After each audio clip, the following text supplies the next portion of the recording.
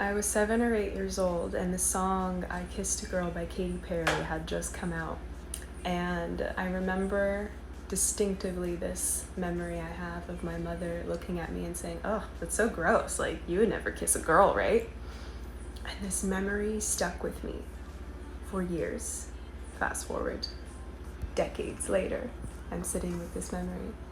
We get conditioned at a very young age. Sorry, my mouth is all cacaoed up. We get conditioned from a very, very young age, from the moment we are in the womb. Actually, we are being conditioned by the external environment.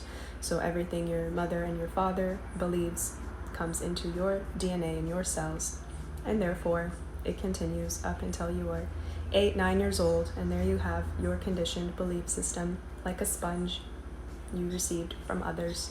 And it continues for the rest of your life. Every time you have an emotional trauma, something very emotionally impactful, traumatic in your adult life, that also impacts your belief system and changes the way your brain works and your heart works.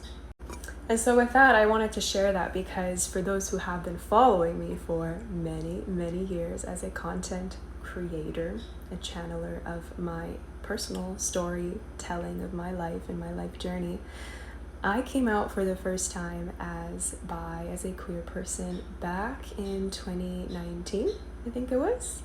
2018? It was a long time ago, actually. It was a very, very long time ago. I was really active in the LGBT community online, especially the Kurdish LGBT community. Some of y'all still remember me from that. I was called the Kurdish lesbian, even though I only came out as bi. But give me the lesbian title. Ooh, that's an honor.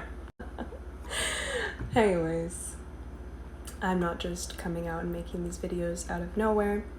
This has been something I have been sitting with my entire life.